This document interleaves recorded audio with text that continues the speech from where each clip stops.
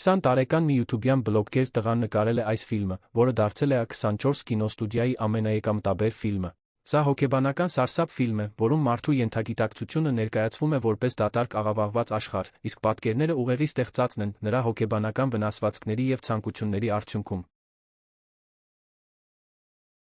Ողջույն բոլորին, ձեզ հետ Ed Story-ն է, և սա հետնաբեմ ֆիլմն է։ Տղամարդը պատահաբար իր նկուղում գտել է մի պորտալ, որը տանում է դեպի անվերջանալի լաբիրինթոս, որտեղ ինչ-որ մեկը բնակվում է։ Գրողը տանի, քաշեք ինձ, քաշեք։ 19 հունիսի 1990 թվական, տղամարդն աշխատում է իրեն հանգիստ պահել և քայլում է նշված ճանապարհով, վերջում գտնվում է մի փոքրիկ բազա։ Ամեն դեպքում նա արգելափակում է անցումը և միացնում հաղորդիչը։ Նա փորձում է կապ հաստատել զուգընկերոջ հետ, ում անունը Դարոն է։ Նա հետ է ընկել խմբի մյուս մասից։ Այսօր նա գնացել է որքան հնարավոր է հեռու։ Նա չհասցրեց մանրամասն զննել, բայց միանշանակ ինչ-որ բան տեսավ։ Նրան շտապ օգնություն է անհրաժեշտ, բայց ոչ ոք չի պատասխանում։ Ինչ-որ բան մոտենում է բազային։ Տեղի ունեցավ կտրուկ անոմալիա, միջանցք ներթափանցեցին առևտրի կենտրոնի կահույքի կտորներ։ Մեկ էլ հանկարծ անկյունից դուրս է գալիս մի արարած։ Դարենը դիմում է փախուստի, վազելով դեպի փակ ուղի։ Դուռը փակ է։ Նա շարունակում է վազել, բայց արդեն չափազանց ուշ է։ Տեսանյութն ընդհատվում է, մեզ տեղափոխելով իրական աշխարհ։ Քլարկն այցելում է իր բժշկին, Մերիին, որպեսզի հաղթահարի կնոջից, Բարբարայից բաժանվելը։ Նրան կատաղեցնում է այն, որ կինը նրան վտարել է տանից, որի համար նա շարունակում է գումար վճարել։ Նա ստիպված է անվերջ ժամանակ անցկացնել կահույքի խանութում, քանի որ Բարբարան չի ցանկանում աշխատել։ Սեանսից անմիջապես հետո Քլարկը ձայնագրում է իր խանութի գովազդը, ինչը նրա մոտ այնքան էլ հաջող չի ստացվում։ Նա խնդրում է իր աշխատակցուհուն, Քեթին, մաքրություն անել այստեղ, իսկ ինքը գնում է աշխատասենյակ։ Քիչ անց նրա մոտ են գալիս վատ լուրով։ Էլեկտրական վահանակը կարգին է։ Լույսի հաշիվները սխալ չեն։ Քլարկը չի հասկանում, թե ինչպես է դա հնարավոր։ Նա անջատում է լույսը փակվելուց հետո։ Նման հաշիվներ պարզապես անհնար են։ Նա տղամարդուն տանում է նկուղ, որպեսզի նա ևս մեկ անգամ զննի վահանակը։ Այստեղ հայտնվել են տարօրինակ դետալներ։ Ավելին, Քլարկը նախկինում դրանք չէր տեսել, կամ էլ չէր նկատել։ Ու ընդհանրապես, ինչու են դրանք ծուռումուռ տեղադրված, բայց էլեկտրիկն ավելի լավ հարց ունի։ Ինչին են դրանք միացված։ Քլարկը սեղմում է անջատիչը։ Քեթն ասում է, որ լույսը վերադարձավ։ Այնուամենայնիվ, էլեկտրիկն պնդում է իրենը։ Այստեղով հոսանք չի կարող անցնել։ Դրանք այնպիսի տեսք ունեն, ասես սրսկած կպցրած լինեն այստեղ։ Իսկ Քլարկն ապրում է հենց իր խանութում։ Գիշերը լույսն ինքնաբերաբար միանում է, ինչից հետո տարօրինակ կերպով թարթում է ու անջատվում։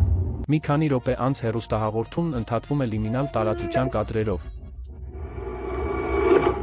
Քլարկը կարծեց, թե կապը խախտվեց, իսկ նկուղից եկող լույսն անդիմադրելիորեն ձգում է իրեն։ Քլարկը անջատում է բոլոր անջատիչները, բայց լույսը դեռ վառվում է։ Միայն մի լիովին նոր անջատիչ է պատասխանատու լույսի համար։ Քայլելով կատարյալ մթության մեջ, աչքով է ընկնում լույսի պայծառ շերտը։ Քլարկը ցանկանում է դիպչել պատին, ի վերջո հայտնվելով անհայտ սենյակում։ Քլարկը խուճապահար ևս մեկ անգամ դիպչում է պատին, վերադառնալով իր խանութ։ Այսպիսով նա հայտնաբերեց նախկինում անհայտ տարածքներ, որոնք չկան շենքի հատակագծում։ Առաջին հերթին Քլարկը ստուգում է աթոռները, որոնք իրար են միացված, թեև անկյունից այն կողմ նայելու ցանկությունը շատ ավելի ուժեղ է։ Յուրաքանչյուր նոր սենյակ ավելի տարօրինակ է, քան նախորդը։ Տեսնելով բաց դուռը, Քլարկն առաջ է գնում։ Մեկ էլ հանկարծ հեռվում հայտնվում է մարդու ուրվագիծ։ Ավելի մոտենալով նա տեսնում է, որ դա ստվարաթղթե մարդուկ է։ Լարը, որը սնուցում է բարձրախոսը, գնում է ինչ-որ տեղ դեպի վեր։ Այս պատը հնարավոր չէ տեղաշարժել, և այստեղ աչքով է ընկնում մի ելուստ, որը տանում է դեպի թաքնված անցում։ Դրա մեջ ընկած էր մի պայուսակ, լցված կասետներով և երրորդ մակարդակի անցագրով։ Հարցերի քանակը միայն ավելանում է։ Այժմ Քլարկը ցանկանում է իմանալ, թե ինչ կա թունելի վերջում։ Սողալով դուրս գալով նմանատիպ սենյակ, կոշիկները կարծես միաձուլվում են հատակին։ Աթոռը սովորականից շատ ավելի մեծ է, իսկ սենյակի մեջտեղում աթոռներով լցված փոս կա։ Թունելից ձայներ են լսվում։ Քլարկը դանդաղ մոտենում է թունելին, տալով ընդամենը մեկ հարց. կան արդյոք այնտեղ ողջ մարդիկ։ Պատասխան չկա։ Տագնապի ազդանշաններն ուժգնանում են։ Ստվարաթղթե մարդուկը փշրվում է։ Բարեբախտաբար, սենյակի մյուս մասում կար ևս մեկ անցում։ Փոքրիկ դուռը Քլարկին դուրս բերեց արդեն ծանոթ կանգ նշանի մոտ։ Մոտավորապես հասկանալով, թե որտեղ է գտնվում, Քլարկը վազում է հետ դեպի ելքը։ Պորտալը չկա։ Ստուգելով մի փոքր ավելի ձախ, ձեռքն անցնում է պատի միջով։ Թեև նա չի ցանկանում հեռանալ դատարկաձեռն։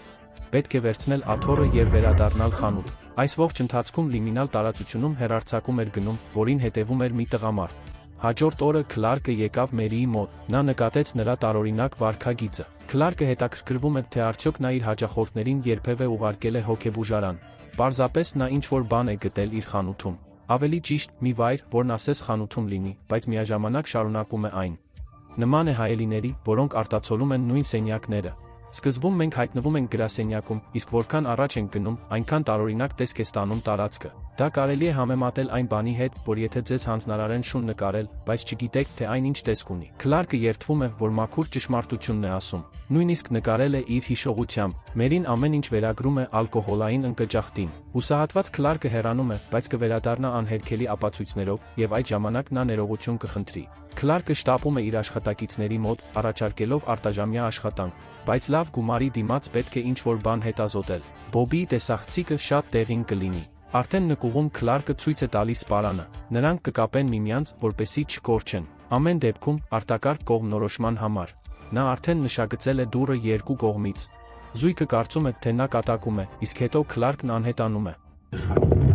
Ինչ գրովի տանել է սա։ Ինչպես նա դա արեց։ Բոբին կրկնում է նրա հետևից։ Նա չի կարողանում հավատալ կատարվածին։ Քեթի մոտ միտք է հղանում, որ գուցե Քլարկը ցանկանում է ազատվել իրենցից, բայց Բոբին դա անհեթեթություն է անվանում։ Քլարկն այս վայրը համեմատում է մի գրասենյակի հետ, որը կառուցել են թմրանյութերի ազդեցության տակ, բայց փոխարենն այստեղ ավազան կա։ Նա գտել է այն, փնտրելով դեպի ներքև տանող աստիճան կամ նման մի բան։ Հաջորդ կադրում Բոբիին կապում են պարանով եւ իջեցնում թունել։ Եթե հանկարծ խնդիր առաջանա, Քլարկը նրան դուրս կքաշի։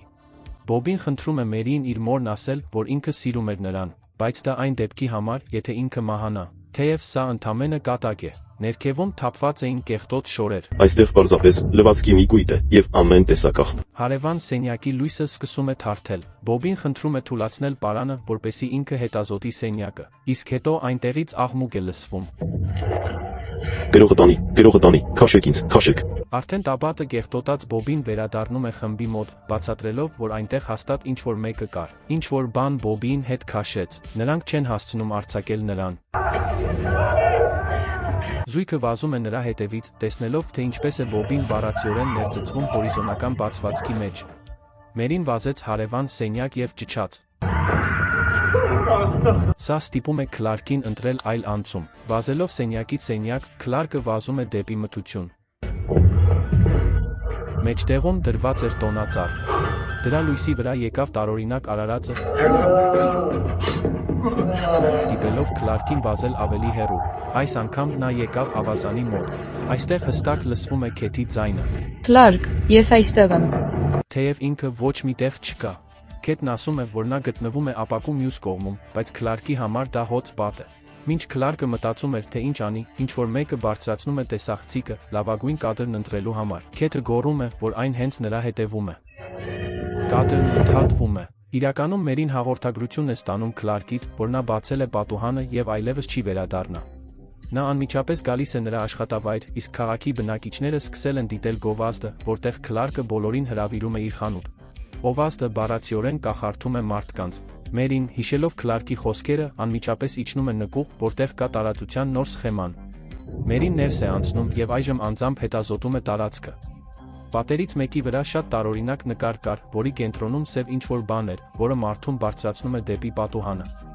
Իսկ հետո անկյունից դուրս է գալիս Քլարկը։ Մերին հարցնում է, որտեղ են իրենք։ Քլարկը պատասխանում է, որ սրանք այն վայրերն են, որտեղ իրենք երբևէ եղել են։ Նրանց ընդհատում է ինչ-որ բանի ձայն։ Հիմա պետք է պահպանել հանգստություն։ Նա չպետք է վախենա իրենից։ Չէ որ նա ճանաչում է իրեն, բայց հենց որ նա մոտենում է թիկունքից, բռնում է նրան եւ անկիտակից վիճակի հասցնում։ Ներիր ինձ։ Խոստանում է, որ դա անում է հանուն նրա բարօրության։ Երբ մենք քայլում ենք կյանքով, չմարզված միտքը կուտակում է պարբերափուլեր, վարքագծի սովորություններ։ Դա ստիպում է մարդկանց պտտվել շրջանի մեջ։ Մերին արթնանում է այլ մարդկանցով շրջապատված։ Քլարկն ասում է, որ ինքը հայտնվել է փակուղում։ Մերին ցանկանում է օգնել նրան, քանի դեռ նա չի արել այնպիսի բան, որն անհնար կլինի ուղղել։ Ինչ վերաբերում է այս տիպերին, նրանց ստեղծել է այս վայրը։ Ավելի շուտ պտտում է հիշողության մեջ, եւ որքան հաճախ է հիշում, այնքան վատ է ստացվում։ Ինչ որտեղ դրսում քայլում է իրական տղան, իսկ այստեղ նա պարզապես հիշողություն է։ Չնչին չափով աղավաղված, ինչ որ բանով նրանք ավելի լավն են, քան բնօրինակը։ Նախ,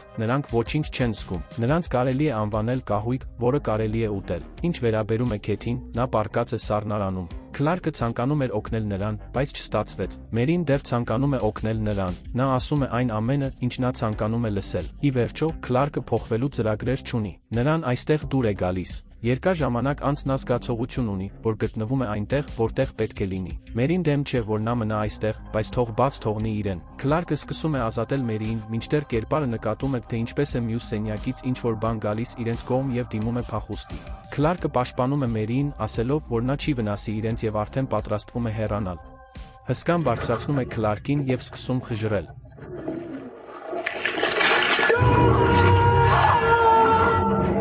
Մերին լիովին ազատվում է եւ վայրկենապես հեռանում։ Հսկան հետապնդում է Մերիին։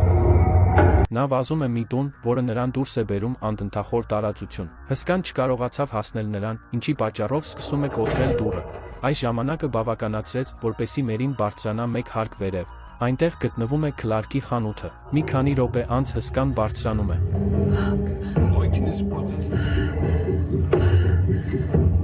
Մերին կոտրում է նրա ոտքը, սայթարում է, վայր գցելով ստվարաթղթե մարդուկին։